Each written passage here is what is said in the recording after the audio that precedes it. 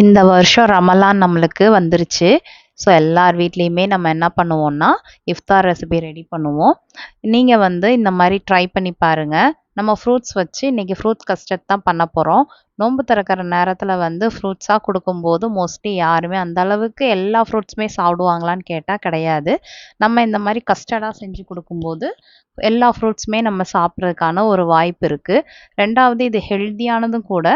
கொஞ்சம் சில்லுன்னு ஃப்ரிட்ஜில் வச்சு சேவ் பண்ணி கொடுக்கும்போது அது வந்து சாப்பிட்றதுக்கும் நோன்பு திறக்கிறவங்களுக்கு நல்லாயிருக்கும். ஏன்னா காலையிலேருந்து அவங்க பட்னியாக இருக்கும்போது அந்த சில்லுன்னு சாப்பிடும்போது அந்த ஃப்ரூட்ஸோட சாப்பிடும்போது சூப்பராக இருக்கும். ரெண்டாவது பசங்களுக்கு கொடுக்கும்போது இதை வந்து நீங்கள் ரூம் டெம்பரேச்சரில் வச்சு கொடுங்க. சில்லுன்னு சர்வ் பண்ணாதீங்க. இதோடைய ஃபுல் டீட்டெயிலான வீடியோ உங்களுக்கு வேணும்னா நம்மளோட சேனலில் லாங் வீடியோவாக நான் போட்டிருக்கேன். அதில் போய் நீங்கள் செக் பண்ணி பாருங்கள். இந்த வீடியோ கீழே வேணால் நான் டைட்டில் கொடுக்குறேன். அதில் போயிட்டு நீங்கள் போய் பார்த்தீங்கன்னா உங்களுக்கு ஃபுல் வீடியோ இருக்கும். ஸோ இதை வந்து நீங்கள் சேவ் பண்ணி வச்சுக்கோங்க. என்னோட சேனல் உங்களுக்கு பிடிச்சிருந்ததுன்னா சப்ஸ்கிரைப் பண்ணுங்கள், சப்போர்ட் பண்ணுங்கள், ஃப்ரெண்ட்ஸ் அண்ட் ஃபேமிலிக்கு ஷேர் பண்ணுங்கள். தேங்க்யூ.